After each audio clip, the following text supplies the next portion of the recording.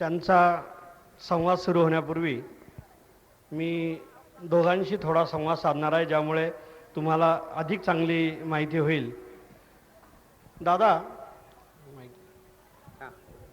अम, मला असं सांगा की ह्या शायरीबद्दलचं, विशेषतः उर्दू शायरीबद्दलचं जे आपलं प्रेम आहे, हे कधी सुरू झालं? मुळात जीवनामध्ये प्रत्येकाच्या ज्या घटना घडतात त्याचं ठोक आणखीन स्पष्ट असं काही एक्सप्लेनेशन की ज्याला आपण म्हणतो स्पष्टीकरण, असं काही माणसाला देता येत नाही. याचं कारण असं आहे की एक कवी एका ठिकाणी म्हणतो कि दिल जब आता है तो आता है अंधाधुंध दाग. दिल जब आता है तो आता है अंधाधुंध दाग, न इसमें कुछ छानबीन न कुछ छान फटक होती है. याला निवड किंवा टिपण असं काय होत नाही. एखादी गोष्ट सहज येते आणि माणूस ती गोष्ट करून किंवा माणूस त्या गोष्टीच्या अधीन होऊन जातो. तरी साधारण वयाच्या कोणत्या वर्षापासून आपण शायरीमध्ये रस घेतला? माझा शालेय जीवनापासूनच ह्या गोष्टीकडे साधारण कल होता. या गालिबच्या बाबतीत लोकांना माहिती आहे की आपण गालिबवर फार प्रेम करता. गालिबने आपल्या जीवनामध्ये आपल्याला काय महत्त्वाची गोष्ट शिकवली किंवा आपण काय अंगीकार केला त्यांच्या तत्वांचा किंवा तत्वज्ञानाचा? विशेष करून सगळ्यात महत्त्वाची गोष्ट अशी आहे की उर्दूमध्ये गालिबचा जो दिवाण आहे फक्त एकुलता एक असं त्याचं एकटं एक पुस्तक आहे. गालिबने फारसीमध्ये फार जास्त लिहिलेलं आहे. 9-10 ग्रंथ गालिबच्या फारसीमध्ये आहेत.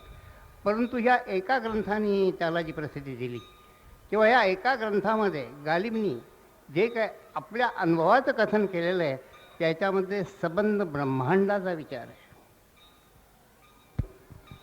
आणि त्यामुळे हा कवी उर्दूमध्ये इतके कवी आहेत की दाग देहलवीनी तुमच्या हैदराबादला आपलं एक दप्तर खोललं होतं, एक ऑफिस खोललं होतं आणि दाग देहलवीचे असं म्हणतात की 10,000 शिष्य होते. ते एका कवीचे शिष्य 10,000. तर असे कय्यो कवी उर्दूमध्ये होऊन गेले. परंतु तरीसुद्धा ही गोष्ट तितकीच खरी आहे. ते स्वतः गालिबने म्हटलं आहे की और भी दुनिया में सुखनवर बहुत अच्छे आहे. जगामध्ये आणखीनही कवी माझ्यापेक्षाही कदाचित श्रेष्ठ असे असतील, पण तो असं असूनसुद्धा कहते हैं की गालिब का है अंदाजे बयां. गालिबचे सांगण्याची पद्धती आहे, वर्णनशैली आहे, ती इतरांपेक्षा फार निराळी आहे. आपल्या आयुष्यामध्ये ज्या अडचणी आल्या, धंद्यामध्ये आल्या असतील, संसारामध्ये आल्या असतील आणि आपण निराशही झाला असेल अनेक वेळेला, त्यावेळेला आपल्याला गालिबने कशी मदत केली किंवा गालिब आपल्या मदतीला कसा धावून आला, आपल्याला कसं त्याने सुखी केलं? शेवटी गालिबमध्ये जर वैशिष्ट्य कोणतं असेल तर गालिबसुद्धा स्वतः एक माणूस म्हणून जगला. आणि माणसाचं महत्त्व गालिबने आपल्या काव्यातसुद्धा इतक्या पराकोटीला नेऊन ठेवलेलं आहे की गालिब एका ठिकाणी आपल्या एका मसनवीमध्ये म्हणतो की मी जगाच्या निर्मितीचा जेव्हा विचार करतो की कशाकरता जग हे निर्माण झालं असेल, तेव्हा म्हणजे मला तर असं वाटतं की माणूस हा केंद्र आहे आणि हे साती वृत्त जे आहेत ते माणसाभोवती फिरत आहेत. आदम भाई, अब मैं आपसे एक बात पूछूंगा कि दादा के जैसे आपने भी काफ़ी तकलीफ़ों का सामना किया, भले ही उनका फ़र्क होगा दोनों के परिस्थितियों में, लेकिन तकलीफ़ें आपने भी उतनी सहन की. तो फिर भी आप जो खुशहाल ज़िंदगी गुजारते हैं, इसका क्या रहस्य है? ज़रा हम जानना चाहते हैं कि आप किस तरीके से ज़िंदगी के सामने गए हैं और जीवन का आनंद ले रहे हैं. जीवन जो है वो सबको दुख ही ज़्यादा बांटता है. जीवन को एक पुस्तक मान लो तो जैसे उसके प्रस्तावना के बहुत थोड़े पन्ने होते हैं, वैसे ही जैसे उसकी प्रस्तावना के पन्ने बहुत थोड़े होते हैं, तो जीवन में आदमी को आनंद या खुशियाँ इसका इतना ही और उस बाकी जितनी चैप्टर्स होते हैं, जितने अध्याय होते हैं, सब गम और दुख के होते हैं। अगर इस तरह मानो और हम अगर खुशियों के पीछे दौड़ना छोड़ दें, सिर्फ जो आता है, जे आपल्याला जे समस्या येतात, जे वेदना येतात, त्याचे सामोरे जाणं. जैसा कि एक शायर ने कहा है, इकबाल ने, कि समझता है तू राज है जिंदगी, तुला काय वाटतं जीवन एक मोठं रहस्य आहे? नाही. त्या रहस्य एवढाच आहे, समजता है तू राज है जिंदगी, अरे फकत नाम है परवाज है जिंदगी. जीवन म्हणजे उडतच राहणं, विस्तार आकाशाच्या विस्तारमध्ये जसा पक्षी उडत राहतो तसंच उडत. जर अशी फिलॉसॉफी मांडली. दुसरं असं की एकाने असं सांगितलंय दूसरा शायर ने कि भुला देते हैं अपना गम औरों की मुसीबत में, भुला देते हैं अपना गम औरों की मुसीबत में, जिन्हें औरों का गम होता है अपना गम नहीं होता. तर आपण नुसता आपल्याला कुठे आनंद मिळेल, कुठे सुख मिळेल याच्या मागे न धावता, how you are satisfied with your self, स्वतःशी कसं माणसाने आपला समाधान राहावं. आणि दागचे शब्दात जर म्हटला तो दाग कहता है कि जिंदगी जो है, जान भी जाए मेरी जान तो हंसते बोलते, दिन गुजारे जिंदगी के इंसान हंसते बोलते, जान भी जाए मेरी जान तो हंसते बोलते. मराठी में समझाइए. हा अगदी सोपा आहे हिंदी, के जीवन जो आप गुजारते, जे जीवन आपण जगतो ते हसत बोलतच जगायचं. आपल्याला दुःख येऊ का सुख, आणि शेवटी आपला शेवट आला, शेवटचा क्षण आला, तिथपर्यंत माणसांनी तोच रोल करावा, हा दाग बनतोय. जर आपण असं दृष्टिकोनाने जीवनाकडे बघला तर आपल्याला सुख किती आणि दुःख किती मिळाले, किती वेदना आणि किती, याचा काही हिशोब करीत बसण्यातच जास्त दुःख होतो. अच्छा आदम भाई, दूसरी एक बात मैं आपसे पूछूंगा कि अक्सर देखा जाता है कि उर्दू की ज़्यादा जानकारी नहीं होने पर भी हर आदमी को उर्दू शायरी, उर्दू गज़लें क्यों अच्छी लगती है, लोगों को क्यों उसमें मज़ा आता है? सबसे पहली बात तो ये है कि कविता कोई भी भाषा की हो, मराठी हो, उर्दू हो या कोई भी भाषा हो, ये बड़ा ज़बरदस्त प्रभावशाली माध्यम है. जो कुछ आदमी सोचता है, जो उसके निरीक्षण में आता है, जो उसका चिंतन है, जो कुछ वो अनुभवता है, वो सब चीज़ों को व्यक्त करना चाहता है. और सबसे इफेक्टिव जब वो कविता में, इसीलिए देखो कि अध्यात्म से लेकर सादी बात तक, जीवन के और अनुभव तक, वो सब कविता में ही एक्सप्रेस होते हैं. उर्दू इसलिए, सही बात तो ये है कि उर्दू भाषा यहाँ की भाषाओं से मिलकर ही बनी है. यहाँ की प्राकृत से ही उर्दू ने जन्म लिया है. ये और बात है कि जब बाहर के लोग आए, बाहर के आक्रमण करके फिर उनके सिपाही यहाँ रहने लगे, तो उन्होंने अपनी भाषा के शब्द उसमें डाले. लेकिन ये भाषा ही इतनी, क्योंकि यहाँ की खड़ी बोली और ब्रिज भाषा, इन भाषाओं से मिलकर ये बनी है, इसलिए इसकी पहुँच सब तक है. और गज़ल के जो एक कपलेट होती है, ये सब अनुभव को अपने अंदर समेट लेती है, और वो कहीं भी बोलने के लिए थोड़े में, दो लाइन में जो कुछ आपको व्यक्त करना है आप कर जाते हैं. जैसे कि बहुत सारे शेर अभी आपको सुनने मिलेंगे जिसमें आपको पता चलेगा कि देखिए अब ये शाम का वक्त है, शाम का आपने लालिमा देखा है. एक शायर कहता है कि शाम जब रात के आंगन में कदम रखती है, माँ सिंदूर से भर लेती है सुहागन की तरह. बहुत अच्छा. शाम का जो वर्णन है, देखा आपने कि लालिमा को उसने कहाँ ले गया.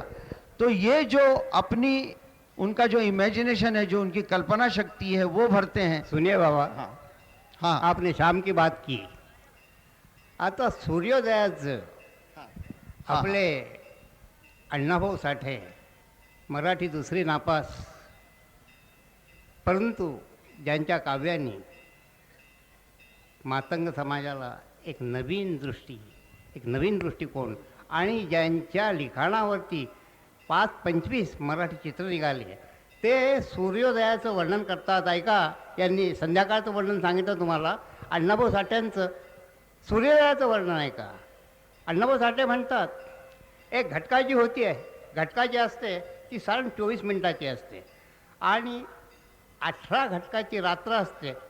अशी सर्वसाधारण रात्रीचा जो काल आहे त्याचा मोजमाप आहे. तर ह्या गोष्टी एवढ्यासाठी सांगितल्या की अण्णाभाऊंच्या ह्या ज्या 4 ओळी आहेत हे आपल्याला समजाव्या. अण्णाभाऊ लिहितात की शेष वेचिता 18 घटका. या 18 घटका घालवल्यानंतर शेष वेचिता 18 घटका पूर्व दिशेने क्षालिले मुखा. जी पूर्व दिशा आहे तिने आपलं तोंड धुतलं. शेष वेचिता 18 घटका पूर्व दिशेने क्षालिले मुखा. आणि मग तोंड धुतल्यानंतर स्त्री किंवा बाई काय करते? कारण स्त्री दिशा म्हणजे स्त्रीलिंगीच झाली पूर्व दिशा. तर तोंड धुतल्यानंतर बाई काय करते? तर शेष वेचिता 18 घटका पूर्व दिशेने क्षालिले मुखा कुंकुम रेखिले त्या तिलका अरुणोदय बोलीचे. त्याला अरुणोदय म्हणा, त्याला वाह सूर्योदय वाह म्हणा. वाह साधव. एका ठिकाणी अण्णाभाऊ म्हणतात की रवी आला लावून तुरा. हे सूर्योदयाचं अण्णाभाऊंचं वर्णन आहे. रवी आला लावून तुरा. आपल्या नाशिकचे जोया जे उर्दूचे प्रसिद्ध कवी आहेत ते सूर्योदयाचं वर्णन कसं करतात पहा. ते म्हणतात की एक लोहे का थाल हो जैसे. तसं एक लोखंडाचं ताट आहे. एक लोहे का थाल हो जैसे आग में तपके लाल लाल हो जैसे. आगीमध्ये तापून तसं लाल लाल भडक झालेलं आहे. एक लोहे का थाल हो जैसे आग में तपके लाल लाल हो जैसे रोज निकलता है सूरज इसी तरह. रोज निकलता है सूरज इसी तरह एक जलता सवाल हो जैसे. वाह. वाह वाह वाह. की माणसा काय चाललंय तुझं, काय करतोय? एक ज्वलंत सवाल बनून सूर्य रोज आकाशाच्या पार्श्वभूमीवर येतो. अशा तऱ्हेची ही कल्पना आहे. हाँ दादा, आपने बहुत अच्छा ये किया. और फिर सूरज की बात आई, आपने उगते सूरज की बात की है. हम जब सूरज डूबता है उसकी बात करेंगे फिर से कि ऊंचे कलश पे दीप जला शाम हो गई. ऊंचे कलश पे दीप जला शाम हो गई. जागे गुना सोया खुदा शाम हो गई. सूरज लहू लहान समंदर में गिर पड़ा. दिन का गुरूर टूट गया शाम हो गई. तो ये जैसे सूरज जब आथमता है उसका शायर ने वर्णन किया है. आदम भाई, अब मैं आपसे और एक सवाल करूंगा, जी. उसके बाद आपका प्रोग्राम शुरू हो जाएगा. मुझे ये बताइए कि आज के दौर में जहाँ पे टीवी और ये चैनल सब है, इस दौर में उर्दू शायरी का क्या स्थान है? आपको क्या लगता है, उर्दू शायरी रहेगी या दम तोड़ देगी? नहीं, आजकल का जो मीडिया है इसने ज़बरदस्त हमारी संस्कृति को और हमारे जीवन के उस सारे अच्छे अंगों को बहुत ज़बरदस्त धक्का पहुंचाया है. ये बात तो सच है. फिर भी जब तक जीवन है तो कला रहेगी. और जो जीवन का आनंद लूटना चाहते हैं वो संवेदनशील लोग रहेंगे. और कविता अपना किसी भी भाषा में, उर्दू तो क्या, वो अपना स्थान नहीं खोएंगी. चाहे ऐसे लोगों के जो मीडिया के पीछे भाग रहे हैं वो उनके संख्या ज़्यादा हो, लेकिन ये कभी मर नहीं सकती. क्यों कि जीवन को जो रिच बनाती है, जो उसमें उसका जो श्रृंगार है वो कला से है. और सब ललित कला से है, जिसमें शायरी को सब में बड़ा स्थान हासिल है. इसलिए कि शायरी में अनकही भी बात पहुंच जाती है जो गद्य में नहीं. गद्य में तो सीधा सीधा जो कहोगे वो पहुंचेगा, जो नहीं कहोगे वो पहुंचेगा. इसीलिए देखो, अध्यात्म के कोई भी भाषा, बाइबल हो कि अपनी गीता हो या कुरान हो, इसको भी एक कविता का ही रूप है. कविता में अनकही बात जो बिटवीन द लाइंस बोलते हैं वो तक पहुंच जाता है. क्योंकि सौंदर्य और सत्य और अध्यात्म ये शब्दों की पकड़ में आ ही नहीं सकते. और इसके लिए शायरी ही ऐसा माध्यम है, कविता ही ऐसा माध्यम है और कला ही ऐसा माध्यम है कि जो कहते कहते उससे ज़्यादा कह जाती है, सुनने वाला उतना सुनता है और बाकी सब कुछ समझ लेता है। ये कविता का स्थान है। और मीडिया की तो एक बात कहूँ, मीडिया की तो बात कहूँ कि लोग ये सब झूठ बोला जाता है। देखिए, एक साला 2 रुपए के ब्रश के लिए जो तुमको 20 पे मिलता है, उसके लिए कितना टाइम, कितना मीडिया, कितना झूठ, कितने लोग। एक टूथपेस्ट और ब्रश में कुछ नहीं होता, एक साबुन में कुछ नहीं होता, लेकिन मीडिया ने लोगों को पागल कर दिया है और इस शोर में इंसान के दिल की धड़कन डूब गई है। दादा, तुमचं काय मत आहे उर्दू शायरीच्या स्थानाबद्दल आजच्या? कविता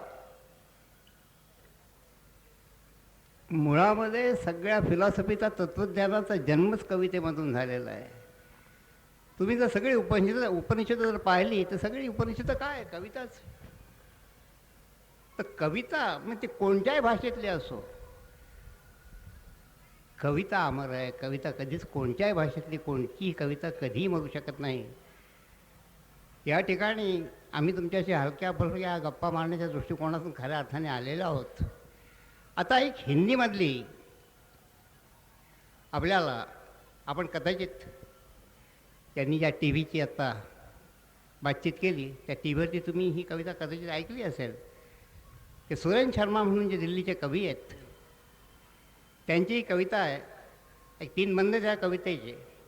त्या कवितेचं शीर्षक आहे कोई फर्क नहीं पड़ता. ही हिंदी कविता आहे. त्या कवितेचं शीर्षक आहे की कोई फर्क नहीं पड़ता. तर कविता अशी आहे कि कोई फर्क नहीं पड़ता, राजा रावण हो या राम. कोई फर्क नहीं पड़ता, राजा रावण हो या राम. जनता तो बिचारी सीता है. कोई फर्क नहीं पड़ता, राजा रावण हो या राम. जनता तो बिचारी सीता है. जो रावण राजा हुआ तो अपहरण कर दी जाएगी, और जो राम राजा हुआ तो अग्नि परीक्षा के बाद भी वनवास भेज दी जाएगी. कोई फर्क नहीं पड़ता. क्या बात है. कोई फर्क नहीं पड़ता, राजा कौरव हो या पांडव. कोई फर्क नहीं पड़ता, राजा कौरव हो या पांडव. जनता तो बेचारे द्रौपदी है. जो कौरव राजा हुए तो भरी सभा में वस्त्रहरण कर दी जाएगी, और जो पांडव राजा हुए तो जुए पर हार दी जाएगी. कोई फर्क नहीं पड़ता. और कोई फर्क नहीं पड़ता, राजा हिंदू हो या मुसलमान. कोई फर्क नहीं पड़ता, राजा हिंदू हो या मुसलमान. जनता तो बेचारी लाश है. जो हिंदू राजा हुआ तो जला दी जाएगी, और जो मुसलमान राजा हुआ तो दफना दी जाएगी. कोई फर्क नहीं. क्या बात आहे. बहुत अच्छा. आता कार्यक्रमाची सूत्र त्यांच्या हाती पोहोचवण्यापूर्वी मी या दोघांसाठी एक 4 ओळींचा एक शेर म्हणणार आहे. ऐसे भी मुसाफिर है खुद जिनके लिए बरसों, ऐसे भी मुसाफिर है खुद जिनके लिए बरसों. राहें भी तरसती है मंजिल भी तरसती आहे. राहें भी तरसती है मंजिल भी तरसती है. आपण सर्वांनी जोरदार टाळ्यांनी यांचं स्वागत करावं, म्हणजे त्यांना कार्यक्रम करायला आणखी उत्साह येईल. हाँ दादा, अब हल्के फुल्के कविता का मज़ा लेना है. मैं सबसे पहले आपको आलम नाम के एक जो कवि हो गए हैं, बहुत पुराने कवि, जिन्होंने, जिसका इंसिडेंट है आपको याद अगर हो, कि जिन्होंने एक हाँ हाँ हाँ हाँ आलम नावाचे एक कवी एक दिवशी रस्त्याने चालले होते. आणि त्या रस्त्याने जात असताना समोरून एक 5-6 युवतींचा असा मेळावा त्यांच्या समोरून गेला. 15-16 वर्षाच्या वयाच्या त्या मुली त्यांच्यासमोरनं गेल्यानंतर त्यांच्यासमोर एक प्रश्न उभा राहिला की इतक्या सुंदर सोन्यासारख्या, सोन्याच्या लडीसारख्या, कांबेसारख्या ह्या युवती असताना यांची कंबर बारीक का. आणि त्यांनी त्याला कवितेमध्ये बंद करून या कल्पनेला त्यांनी एक ओळ लिहिली. तर ती हिंदीमधली ओळ अशी आहे आलमची की तो म्हणतो की कनक छरीसी कामिनी, सोन्याच्या कांबेसारखी ही सुंदरी, कनक छरीसी कामिनी काहे को कटीची, हिची कमर बारीक का. आणि दुसरी ओळ ज्याला आपण म्हणतो एक शेर पुरा व्हायला पाहिजे, दुसरी ओळ, तर दुसरी ओळ त्याला काही सुचेना. ते बराच वेळ विचार केला पण त्याला ती दुसरी ओळ काही सुचली नाही. तेव्हा त्यांनी तो कागद आहे तो फेटा बांधत होता, तर आपल्या फेट्याच्या कोपऱ्यामध्ये त्यांनी ती चिठ्ठी बांधली. एक दिवशी जाता जाता तो फेटा फार मिळाला होता म्हणून रंग देण्यासाठी त्यांनी त्या रंगरेजकडे तो टाकला फेटा. तर रंगरेजची जी मुलगी होती ती कवयित्री होती, तर तिने तो फेटा उघडला धुण्यासाठी म्हणून, पाहते त्याच्यामध्ये गाठ. तर ती जी गाठ आहे ती तिने सोडली, तर आतमध्ये ही चिठ्ठी निघाली. आणि चिठ्ठीवरती त्या कवीचा जो प्रश्न होता, त्याला जो पडलेला संभ्रम होता, तो लिहिलेला होता की कनकछरीसी कामिनी काहे को कटीछीन. तर तिने लगेच खालची दुसरी ओळ लिहिली आणि त्या फेट्याला रंग दिला. आणि तो फेटा तयार झाल्यानंतर पुन्हा ती चिठ्ठी त्याच्यामध्ये बांधली आणि त्या आलम कवीला ती तो फेटा देऊन टाकला. हा फेटा बांधायला गेल्यानंतर त्याला एकदम आठवला आहे की गाठ आल्यानंतर क्या रे आपण ह्याच्यामध्ये काही कागद लिहून ठेवला होता, आता तो पाण्यात भिजला असेल, त्याच्यात ते लिहिलेलं पुसलं गेलं असेल. म्हणून त्यांनी ती गाठ उलगडून पाहिली, तर त्यांनी जे लिहिलं होतं ते तसं तसं होतंच, परंतु त्याचा जो प्रश्न होता, त्याची जी समस्या होती, त्याची पूर्ती त्या रंगरेज तो जो रंगारी होता त्याच्या मुलीने केली होती. तर त्या मुलीची जी ओळ आहे ती अशी आहे, याचा प्रश्न होता की कनक छरीसी कामिनी काहे को कटीछीन. तर तिने लिहिलं होतं की कटिको कनक काटी विधी, कमरेचं जे सोनं आहे ते विधात्याने परमेश्वराने तासून टाकलं, काढून घेतलं. आणि आता हे तासलेलं सोनं आहे हे कुठे ठेवायचं, कुठे टाकायचं असा त्याने विचार केला. आणि मग त्याने काय केलं, कनक छरीसी कामिनी काहे को कटीछीन, कटिको कनक काटी विधी कुचन मध्य धर देईन, त्याने ते छातीमध्ये बहुत अच्छा. तर ह्या ज्या कवींच्या ज्या कल्पना आहेत, कल्पना विलास जो आहे प्रत्येक कवीचा, हा मोठा आपल्याला संभ्रम. कि ब्रिज नारायण चकबस्त उर्दू के बहुत बड़े शायर हैं, और मेरा ख्याल है आप नाम भी गिना देंगे कि उर्दू शायरी को जिसमें उन्होंने बहुत बड़ा योगदान दिया है, उसमें ब्रिज नारायण जैसे और भी बहुत शायर हैं जिससे उर्दू कविता को बहुत ही बड़ा योगदान मिला है, और जो आज उसका बहुत बड़ा परंपरा उसका हिस्सा है. तो चकबस्त ने कुछ खास करके अपने राष्ट्र प्रेम पर भी बहुत कुछ लिखा है. उसका एक आध बंद मैं आपके पास से हमेशा सुनता हूँ, ज़रा सबके सामने आप पेश कीजिए. आता ब्रिजनारायण चकबस्त हे लखनौमध्ये वकील होते. आणि आम्हाला किती लोकांना माहिती आहे की स्वातंत्र्याच्या चळवळीमध्ये महात्मा गांधींच्या खांद्याला खांदा लावून लढलेला हा एक कवी आहे. 8-10 वर्ष त्याच्या आयुष्याचे तुरुंगात गेलेले आहेत. ह्या माणसाने कुठेही कोणत्याही गोष्टीशी समझोता केलेला नाही. आणि उर्दूमधला हा सर्वश्रेष्ठ असा कवी हा सुद्धा ब्रिजनारायण चकबस्त मानला जातो. त्याचा एक अत्यंत, जोपर्यंत उर्दू भाषा आहे तोपर्यंत चकबस्तचा हा शेर आहे. जीवन काय त्याचं उत्तर त्यांनीच दिलेलं आहे, आणि मरण काय, मृत्यू काय याचं उत्तर त्यांनी 2 ओळीमध्ये जीवन आणि मरणाचं चकबस्तने उत्तर दिलेलं आहे. चकबस्त म्हणतात की जिंदगी क्या है, ज्याला तुम्ही जीवन जीवन जीवन तुम्ही म्हणता, जीवन म्हणजे काय. तर चकबस्त म्हणतात की जिंदगी क्या है, अनासिर में ज़हूर तरतीब, पंचमहाभूतांचं एकत्रीकरण. जिंदगी क्या है, अनासिर में ज़हूर तरतीब, पंचमहाभूतांचं एकत्रीकरण. आणि मौत क्या है, इन्हीं अज्जा का परेशा होणं. आपण म्हणतो ना हवा निघून गेला. तर पंचमहाभूतांचं विकेंद्रीकरण हा मृत्यू आहे, पंचमहाभूतांचं एकत्रीकरण हे जीवन आहे. यांनी फार काही लिहिलेलं आहे, बरंच काही लिहिलेलं आहे.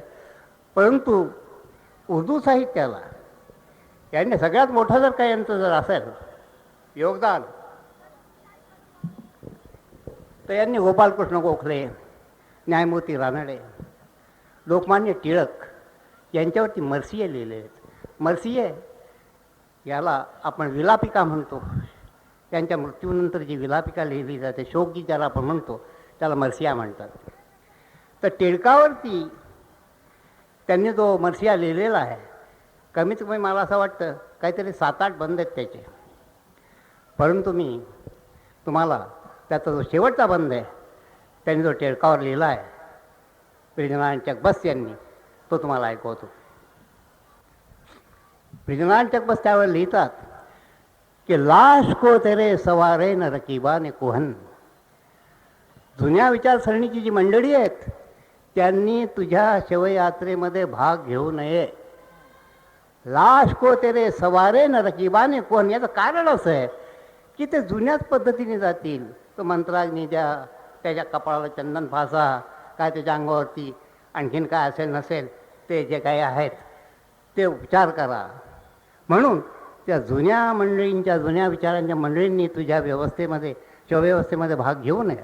लाश को तेरे सवारे न रकीबाने कुहन, कारण हो जबी पर संदल के जगे खाके वतन. तुझ्या कपाळावरती चंदन फासण्याच्या ऐवजी अरे बाबा मातृभूमीची धूळ फासायला पाहिजे.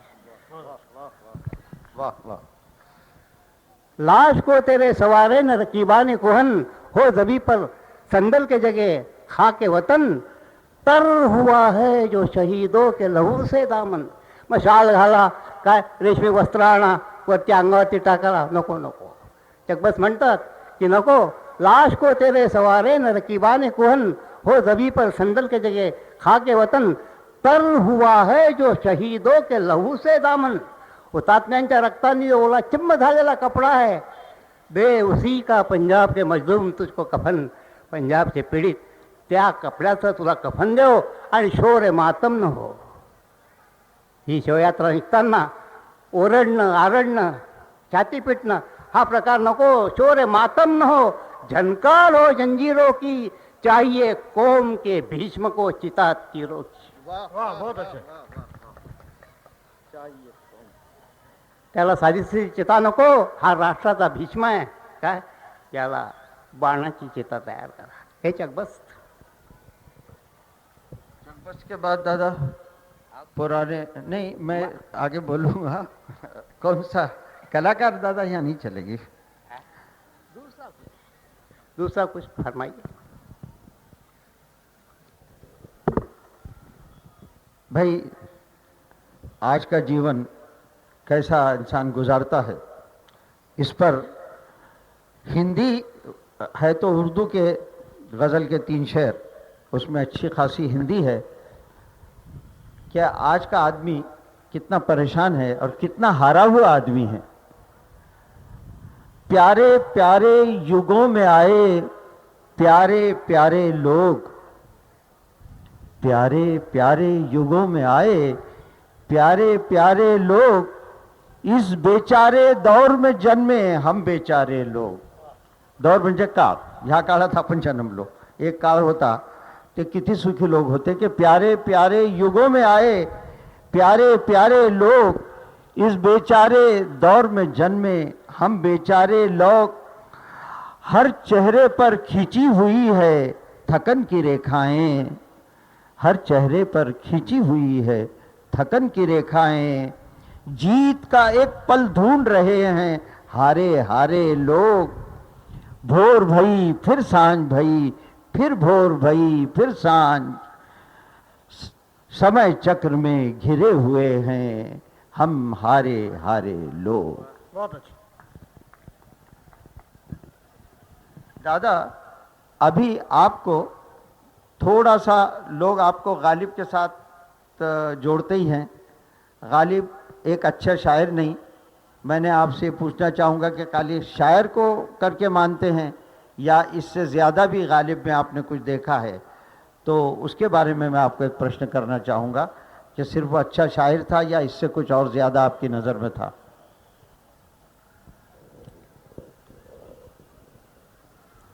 सगळ्यात प्रथम मी मगाशी सांगितलं की गालिब हा सर्वप्रथम माणूस होता आणि मानव्याला जेवढं गालिबनी महत्त्व दिलं तेवढं इतर कोणत्याही गोष्टीला दिलं नाही. आता परवा 1-2 वर्षापूर्वी पुण्याला सरदार जाफरी, अली सरदार जाफरी यांचं मोठं व्याख्यान ठेवलं होतं आणि त्यांनी त्यावेळेला तर एक जी हकीकत सांगितली गालिबच्या बाबतीमध्ये, ते सुद्धा मोठे संशोधक, आत्ता एवढ्याच त्यांचं एक 4-6-8 महिन्यापूर्वी त्यांचं निधन झालं, वयाच्या 90-92 वर्षी. तर त्यांनी ती जी गोष्ट गालिबच्या बाबतीत सांगितली ती ऐकून तर मी तर स्वतः अगदी सर्व झालो. गालिबच्या एका गझलमध्ये या एका शेराचा उल्लेख आहे, त्याचा जो इशारा आहे तो गालिबनी गझनीच्या महमूदाकडे केलेला आहे, ज्यांनी तुमचं सोटी सोमनाथाचं मंदिर फोडलं होतं. तर तिकडे गालिबचा त्या शेरामध्ये गालिबनी त्या गझनीच्या महमूदाकडे इशारा केलेला आहे. गालिबनी त्या शेरमध्ये गालिब म्हणतो की हरचंद सुबक दस्त हुए बुच्छिकनी में, हरचंद सुबक दस्त हुए बुच्छिकनी. बुच्छिकनी म्हणजे मूर्ती फोडण्यामध्ये, मूर्तिभंजनामध्ये काही चलाखात सिद्ध झाले, यशस्वी झाले, परंतु तरीसुद्धा हम है तो अभी राह में है संग गिराओ. परंतु जोपर्यंत तुमचा अहम मिटत नाही तोपर्यंत सगळ्यात कठीण मूर्तीचा कठीण दगड तो आहे, त्याचं क्षालन केल्याशिवाय काय नुसते दगड आणि मूर्त्या फोडण्यामध्ये काय विशेष काय तुम्ही केलेलं. आणि सरदार जाफरींनी जी गोष्ट सांगितली तर गालिबला ह्या गोष्टीचा सल मनामध्ये त्याचा किती होता याचं ते वाचून मी तर आश्चर्यचकित झालो की गालिबने आपलं एक पुस्तक सोटी सोमनाथाला अर्पण केलं. अर्पण पत्रिका सोटी सोमनाथाच्या. राइट राइट, बहुत अच्छा, करेक्ट है. तर ह्या माणसाला तुम्ही काय म्हणा, या वागण्याला काय म्हणा, काही वास्तविक काही कारण नाही, पण त्याला वाटलं की हा अन्याय आहे, ही चुकीची गोष्ट आहे. आता पहा तुमच्या तिकडे ते काय तालिबानांनी त्या बुद्धाच्या मूर्ती फोडून तोडून फेकून दिल्या आहेत. तर गालिबचे जे प्रतिस्पर्धी जोग होते बाजूच्या जफरच्या दरबारामध्ये, त्यांनी अशी जी कृत्य माणसं करतात याबद्दल त्यांनी एक शेर, त्यांचं एक वक्तव्य आहे, त्याच्यामध्ये थोडासा संबंध कुराणाचाही आहे. तर ते म्हणतात की गया शैतान मारा एक सिजदे के न करने में. एक माणूस त्याने नमस्कार नाही केला, सलाम नाही केला, म्हणून तो मारला गेला, त्याची गर्दन उडवली गेली. गया शैतान मारा एक सिजदे के न करने में, अगर लाखों बरस सिजदे में सर मारा तो क्या मारा. का मारलं तुम्ही? काही सुद्धा नाही. म्हणून तुम्ही ह्या गोष्टीचा विचार करावा पाहिजे, आपण करतो काय आणि यांनी काय, हे तोडलं हे फोडलं, यांनी काय जे आहे ते नष्ट होणार आहे का, याची श्रद्धा आहे ती जाणार आहे का, की वफादारी बशर्ते उस्तवारी असले ईमान है, मरे बुतखाने में तो काबे में गाडो बेरमन को. हा गालिब बनतो ये की निष्ठा, अठूट निष्ठा हीच फक्त एक इमानाची गोष्ट आहे. आणि मग तो ब्राह्मण आहे तुझं मूर्तीपूजक आहे, पण मूर्तीशी त्याची निष्ठा आहे ना, आत्यंतिक निष्ठा आहे ना, दृढनिष्ठा आहे ना, मग तो तेवढाच पूज्य आहे की काब्याच्या मशिदीमध्ये गाडायला पुरायला एखाद्या मुल्ला मौलवीला जेवढा तुम्ही सन्मान द्याल त्या सन्मानाचा तोही आहे. ब्राह्मणला तेवढा सन्मान. वफादारी बशर्ते उस्तवारी असले इमा है, मरे बुतखाने में तो काबे में गाडो बेरून. असा हा सर्व परीनी माणसाचा विचार करणारा हा माणूस होता. हाँ, तो उस पर एक शेर याद आया. एक सादा सा शायर ने कहा कि दो धर्म को आवाज न ईमा को पुकारो, दो धर्म को आवाज न ईमा को पुकारो, इंसान की जरूरत है इंसान को पुकारो. बहुत अच्छा, यही बातें. और एक शेर इसी तरह, चूंकि आपने ये छेड़ दिया है कि गालिब ने उस जमाने में कहा है कि वो बरेमन भी उसको उस मुसलमान से ज़्यादा है कि जो निष्ठा से और सत्य को पकड़ के जिया है, तो उसका स्थान कहाँ है. वो कहता है कि मस्जिद लिए फिरो न शिवाले लिए फिरो, सीने में दिल हुजूर न काले लिए फिरो. अगर आपका हृदय काला है तो फिर आपको मस्जिद और मंदिर क्या बताएगी, क्या बचाएगी. दादा, मैं आप को एक और गालिब की तरफ लाऊंगा कि आपने एक बार कहा था कि कुसुमाग्रज तात्या साहब ने आपकी उनसे जो बातचीत हुई थी कि गालिब की तरफ 1969 मध्ये आम्ही गालिबची 100 बरसी, जे त्याला जाऊन जे 100 वर्ष झाले होते, त्याचा एक कार्यक्रम या ठिकाणी आयोजित केला होता ना. नाशिक नगरपालिकेमध्ये एक मुशारा ठेवला होता. सेतू माधवराव पगडी त्यावेळेला इथे आले होते. त्यांचंही फार चांगलं रसभरीत असं व्याख्यान त्यावेळेला झालं. आणि त्याची जी एक समिती बनली होती त्याच्यामध्ये कुसुमाग्रज अध्यक्ष होते, डॉक्टर गोगटे होते, आपले सारडाजी होते, बाबूशेठ सारडाजी, बरीचशी मंडळी होती. तर मी तात्यांना ती शिरवाडकरांना म्हणालो की तात्या, तुमच्यासारखा सिद्धार्थ मराठीमधला जर कवी गालिबला जर मराठीमध्ये काव्यात ट्रान्सलेट करेल, भाषांतरित करेल तर फार चांगलं होईल. तर तात्या म्हणाले, मला हिंदीच पहिल्यांदा नीट समजत नाही म्हणे, त्यात ते उर्दू म्हणे. आणि असं म्हणतात की गालिबच्या उर्दूमध्ये फारसी फार आहे. म्हटलं हा तसं तर आहे. तर म्हटलं तुम्हाला समजून देण्याची वगैरे वगैरे आपण व्यवस्था करू, अशी माणसं पाहू, शोधून आणू. म्हणे पण त्यांचा माझा मेळ जमला पाहिजे. मी पडलो सूर्यवंशी म्हणे काय वगैरे वगैरे. तात्यांचं जे होतं ते मोकळं. आणि तर डॉक्टर गोगट्यांनी, सेतू माधवरावांनी जो गालिब भाषांतरित केला आहे मराठीमध्ये, सगळ्यात चांगलं भाषांतर सेतू माधवरावांचंच आहे. गालिबवरती सगळ्यात चांगलं पुस्तक मराठीमध्ये सेतू माधवरावांचं आहे. तर ते पुस्तक त्या ठिकाणी आणलं होतं. तर तात्या ते पुस्तक घेऊन गेले. आणि त्यानंतर एक 2-3 वर्षांनी महाराष्ट्र टाइम्सच्या पहिल्या पानावरती गालिबचे एक 7-8-10 जे शेर आहेत ते तात्यांनी मराठीमध्ये ट्रान्सलेट केलेले वाचायला मिळाले.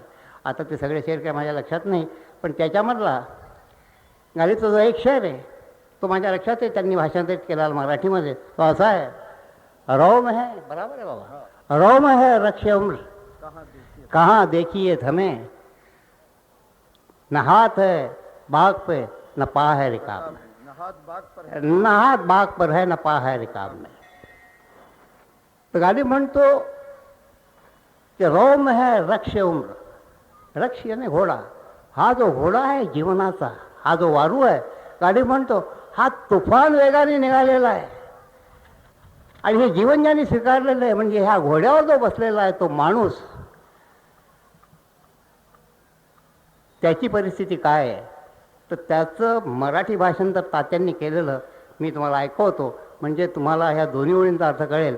तात्यांनी, शिरवाडकरांनी ह्या 2 ओळीचा अनुवाद केला आहे मराठीमध्ये की हा अश्वजीवनाचा, हा अश्वजीवनाचा पवनापरी गती. आणि याच्यावरती बसलेल्या माणसाची, त्या माणसाने हे जीवन स्वीकारलं आहे, त्या माणसाची परिस्थिती काय आहे, त्या माणसाचं सत्य काय आहे. तर ते गालिब म्हणतो ते हे आहे की हा अश्वजीवनाचा पवनापरी गतीही, नाही लगाम हाती रिकिबीत पाय नाही. काही तुमच्या हातामध्ये नाही आहे. हा तुफान निघालेला आहे जीवनाचा वारू.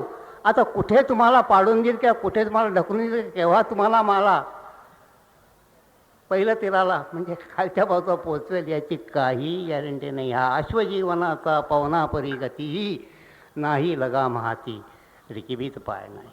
श्रोत्यांनो, या प्रसंगावरून मला एक गोष्ट सांगायची राहून गेली की उर्दू भाषेमध्ये इन्कलाब नावाचं एक पेपर आहे ज्याचा रोजचा खप 5 लाख इतका आहे. आणि दादांचं गालिबवरचं प्रेम त्यांना कळल्यानंतर त्या पेपरचे जे संपादक आहेत शाहिद लतीफ यांनी खास नाशिकला येऊन दादांचा इंटरव्ह्यू घेतला होता. आणि तो इंटरव्ह्यू त्या रोजच्या 5 लाख खप असलेल्या उर्दू वर्तमानपत्रामध्ये आलेला होता. आणि त्याच्यानंतर जळगावला एका मोठ्या 15-20 हजारांच्या संख्येने असलेल्या मुशाऱ्यामध्ये दादांचा फार मोठा सत्कार झाला होता. त्या उर्दू पेपरमध्ये दादांबद्दल जे लिहिलं होतं ते जर आपण सांगा ना, एक ओळती यांचा जो इंटरव्ह्यू घेतला होता शाहिद. हां, एक ब्राह्मण जो गालिब की पूजा करता है, या टाइटल असा टाइटल एक दिला होता. ब्राह्मण जो गालिबची पूजा करतो असं त्याचं शीर्षक होतं. आणि जळगावमध्ये आपले स्पीकर गुजराती आणि दादा जैन आणि खडसे आणि उर्दूचे आणखीन जे श्रेष्ठ कवी होते तिथले UPचे आलेले, त्यांच्या हस्ते दादाचा एक उर्दू मित्र म्हणून सत्कार झाला. आणि गालिबचा एक फार चांगली गालिब का क्या दिया था, तस्वीर दिया था. हाँ, तस्वीर दिया था. और इसी तरह गालिब दादांवर जे इन्कलाबमध्ये लेख आला त्याचं मराठी ट्रान्सलेशन इथल्या ॲडव्होकेट कुलकर्णींनी केलं होतं आणि ते तिन्ही पेपरनी छापलं होतं लोकसत्ता. थोडंसं हां समजायला थोडंसं कठीण आहे, पण तरीसुद्धा इथे जो आम्ही मुशायरा केला होता तेव्हा इथे औरंगाबादचे कमर इक्बाल म्हणून एक कवी आले होते. तर त्यांनी गालिबवरती एक नजम त्यावेळेला पेश केली होती. अत्यंत उत्कृष्ट. तर गालिब काय आहे काय हे त्यांनी त्या नजममध्ये त्यांनी त्याचा खुलासा केला होता. मी तर सगळी व्यवस्था पाहण्याच्या गडबडीमध्ये होतो, पण तरीसुद्धा त्याच्यामध्ये 2-4 शेर माझ्या लक्षात राहिले. तर गालिबबद्दल कमर इक्बाल काय म्हणतात आणि माझंही तेच मत आहे. तर 2-4 शेर जे माझ्या लक्षात आहे ते मी तुम्हाला ऐकवतो. कमर इक्बाल लिहितात गालिबबद्दल कि हर एक हर्फ दमकता है नगीने की तरह. तुझा प्रत्येक शब्द, तुझ्या काव्यातला प्रत्येक शब्द एखाद्या नगिन्यासारखा, एखाद्या हिऱ्या मोत्यासारखा चमकतो है, दमकतो है. हर एक हाथ दमकता है नगीने की तरह. मल्क फन की है अंगड़ाई या शेरों में तेरी. कलेची जी मलिका आहे तिची अंगड़ाई तुझ्या काव्यामध्ये आहे. मल्क फन की है अंगड़ाई या शेरों में तेरी. तू मेरे दौर का शायर तो नहीं है. तू माझ्या काळातला तर कवी नाही, कारण तू 100 वर्षापूर्वी होऊन गेलेला कवी आहेस. तरीसुद्धा तू मेरे दौर का शायर तो नहीं है, लेकिन है मेरे दौर की परछाई या शेरों में तेरी. परंतु 100 वर्ष पुढे पाहण्याची तुझी जी नजर आहे ती नजर आजही आम्हाला दिसतं की आजच्या काळाचं सुद्धा दर्शन तुझ्या काव्यामध्ये घडतं. तू पहा दर्दमंदा ने मोहब्बत को तूने दिया पयाम. ज्या प्रेमाला दुःख झालेलं आहे त्या प्रेमाला संदेश तू दिला. काय दिला? दर्दमंदा ने मोहब्बत को तूने दिया पयाम कि दर्द का हद से गुजरना है दवा हो जाना. तू गम सबका अपना समझता रहा, वरना दस्त को देख के किसे घर याद आता है. जंगलाला पाहून कोणाला घर आठवतं, परंतु तू सगळ्यांचं दुःख आपलं समजला म्हणून तुला इथेही तुझ्यामध्ये ती कळण निर्माण झाली. बरीच मोठी ती नजम आहे, आता माझ्या लक्षात नाही. कमर इकबालचं नाव घेतलं दादानी, उस पर से उसका एक शेर याद आया कि जो कवि ने गालिब पे लिखा था, औरंगाबाद के कवि हैं, कि सबकी नफरत को मोहब्बत में बदल देता है. सबकी नफरत को मोहब्बत में बदल देता मोहब्बत में बदल देता है. फेंकिए पेड़ पे पत्थर भी तो फल देता है. दादा मराठी में चाहिए तो समझा दो नफरत क्या है. समझ गए लोग. सबकी नफरत को, यानी जो तिरस्कार है सबका, उसको प्रेम में बदल देता है. सबकी नफरत को मोहब्बत में बदल देता है. फेंकिए पेड़ पे पत्थर भी तो फल देता है. ये कवियों ने, और उसी शायर का है, जैसा इन्होंने कहा था कि कला क्या है और कविता क्या है. तो शाम आती है तो एक दीप जला जाती है. शाम आती है तो एक दीप जला जाती है, और दर्द उठता है तो तोहफे में गजल देता है. जब वेदना मन को होती है तो उसका उपहार क्या होता है, वो गजल के रूप में या कला या कविता के रूप में आता है. कवी जो आहे खरोखर आहे जन्मावा लागतो असं म्हणतात, ती गोष्ट अगदी खरी आहे. मला एक प्रसंग आठवतो की खाद्यपेय विक्रेता संघाचं अकोल्याला अधिवेशन होतं आणि त्या अधिवेशनासाठी जवळजवळ 25-30 वर्षापूर्वीची हकीकत आहे. मी गेलो होतो. तर तिकडे विदर्भामध्ये सुद्धा काव्याचा बराच नाद आहे मंडळींना. तर त्यांनी 3 दिवसाचं अधिवेशन होतं आणि त्या अधिवेशनामध्ये त्यांनी एक दिवस मुशायरा ठेवला होता. तर त्याच्यामध्ये मराठी, हिंदी, उर्दू असे तिन्ही प्रकारचे कवी त्या मुशायरामध्ये हजर होते. परंतु अकोल्याच्या नगरपालिकेमध्ये 4th क्लास समजला जाणारा किंवा 4th क्लास नोकरी करणारा असा जो एक कामगार होता, त्या कामगाराने तो मुशायरा लुटून नेला. तर त्यांनी त्या ठिकाणी आझादी का ताज म्हणून त्याची एक नजम होती, ती त्याने पेश केली आणि कमीत कमी 4 वेळा लोकांनी त्याला ती नजम पुन्हा पुन्हा पुन्हा म्हणायला लावली. माझ्या 7-8 4-6 बंदाची ती नजम होती. हिंदीमध्ये आहे तर मला त्याच्यामधला एक बंद जो आहे तो थोडाफार लक्षात आहे. तो असा आहे, सुरुवात त्यांनी जी केली आहे की तो असा कुठे झोपला होता आणि कोणीतरी येऊन त्याला सांगितलं की बाबा आता झोपलाच काय, आपला देश स्वतंत्र झाला आहे, उठ, झोपा काय घेतोस. मग दुसऱ्या बंदामध्ये स्वतंत्र झाल्यानंतर माणसांच्या काय काय अपेक्षा होत्या त्याचं त्यांनी त्या दुसऱ्या बंदामध्ये वर्णन केलेलं आहे. तिसऱ्या बंदामध्ये त्या ज्या अपेक्षा आहेत जनतेच्या त्या कशा फोल ठरल्या, त्या कशा फलद्रूप झाल्या नाहीत याचं वर्णन आहे. आणि हा जो चौथा बंद आहे तो चौथा बंद असा आहे कि माना तिरंगा जमाने में कुछ शान रखता है. माना तिरंगा जमाने में कुछ शान रखता है. माना तिरंगा मुर्दों में भी जान भरता है. माना तिरंगा जमाने में कुछ शान रखता है. माना तिरंगा मुर्दों में भी जान भरता है. लेकिन इसके लहराने की गति में कुछ मंदगी आ गई है, यानी पाकीज़गी में तिरंगे के कुछ गंदगी आ गई है. भूल बैठे ये वो बातें जो बापू इन्हें सिखलाते रहे और उसूलों का किनारा छोड़कर ये लालच के दरिया में बहते रहे. सोने चांदी की चमक जिनके यहाँ कदम चूमती है. सोने चांदी की चमक जिनके यहाँ कदम चूमती है. खुशियाँ हुकूमत की उन महलों के इर्द गिर्द घूमती है. मुफ्तखोरों के सर पर आज खुशियों की छाव है और इंसानियत के सीने पर आज खुशियों के पाव है.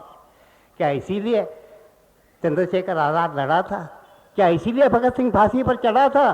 क्या इसीलिए मैदान में आई थी झांसी की रानी? क्या इसीलिए दी थी शहीदों ने अपनी कुर्बानी? क्या खुदा के खुदाई में कोई फर्क पड़ रहा है? जो स्वर्ग जैसा मुल्क तुम्हारे हाथों नर्क बन रहा है. जो आज़ादी हमको आज मिली वो आज़ादी का बस नाम है. पहले औरों के गुलाम थे, अब अपनों ही के गुलाम. वाह वाह वाह वाह वाह वाह वाह दादा वाह ही जी आता तुम्ही सांगितली रचना हा. ही कोणत्या वर्षातली आहे? हे साधारण तरी 30 वर्ष या गोष्टी झाल्या असतील. आता 50 वर्ष झाले स्वातंत्र्य उलटून, हा. ती तशी ताजी आहे अच्छा काही? अच्छा. उसी पर से ऐसे ही आज की परिस्थिति पे लिखा है नेताओं पर कि प्यासी जनता के लिए लाखों कुएं खुदवाएंगे हम. प्यासी जनता के लिए लाखों कुएं खुदवाएंगे हम. एक नेता का ये दावा वजह हैरानी न था. त्याच्यात काही आश्चर्य नव्हता. असे वायदे ते करतातच. नेता जे म्हणतात का आम्ही लाखों कुएं खुदवाएंगे, प्यासी जनता के लिए लाखों कुएं खुदवाएंगे हम. एक नेता का ये दावा वजह हैरानी न था. हाँ मगर जब सत्ता उनको मिली तो ये खुला. हाँ मगर जब सत्ता उन्हें मिली तो ये खुला. उनके खोदे हुए कुएं में प्यास थी, पानी न था. तो ये आजकल के इस पर कवि तो बहुत कुछ लिखते जाते हैं. दादा ने जो सुनाया और इस किस्म का हम इससे भी आगे बढ़ के, और अब दादा इसके कौन से अंक पे चलना है आपको शायरी की है तो अपन उसको छेड़ें या आपको कुछ याद आ रहा है? तो प्रत्येक भाषेमध्ये कवी जे आहे ती कमाल करणारी मंडळी प्रत्येक भाषेमध्ये आहे. आता हिंदीची एक दुसरी कविता मी तुम्हाला ऐकवतो. ही सुद्धा थोडीशी ज्याची परिस्थिती आहे तिच्यावरतीच बेतलेली अशी कविता आहे. अत्यंत सोपी अशी कविता आहे.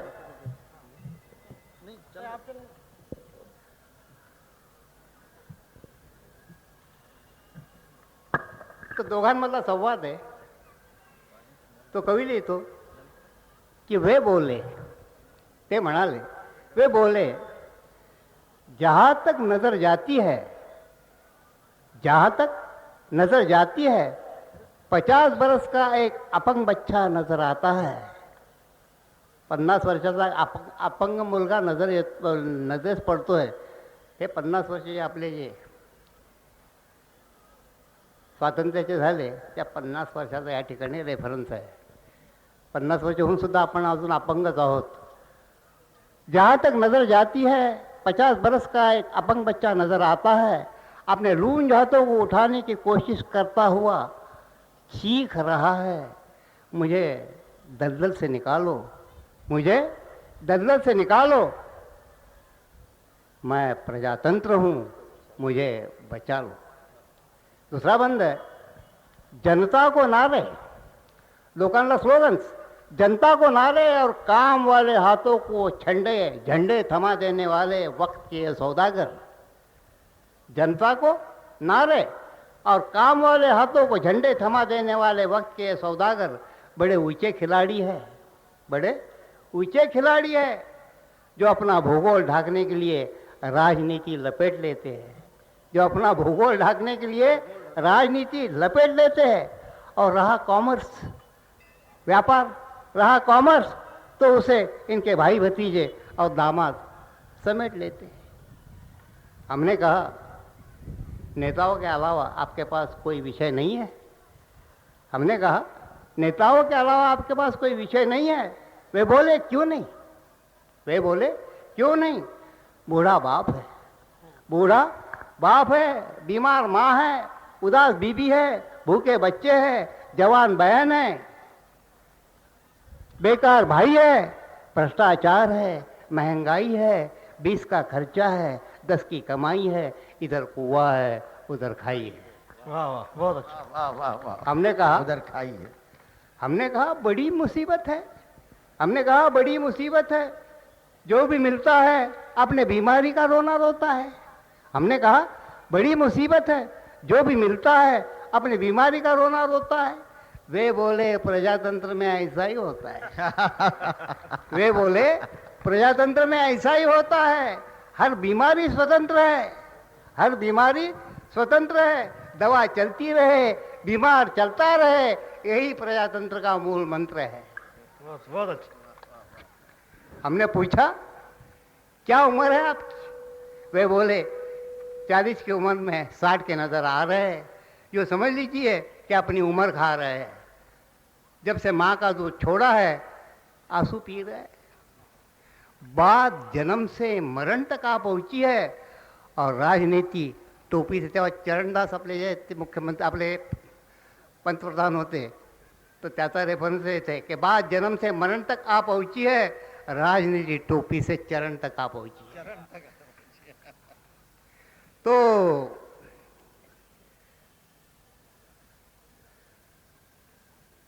हमने कहा राजनीति चरण तक आ पहुंची है. हमने कहा हटाइए, हमने कहा हटाइए, लीजिए पान खाइए. हमने कहा हटाइए, लीजिए पान खाइए. तो वे बोले पान, वे बोले पान 60 पैसे का कहाँ जाएगा हिंदुस्तान. वे बोले पान 60 पैसे का कहाँ जाएगा हिंदुस्तान. 50 बरस में और क्या किया है, 50 बरस में और क्या किया है.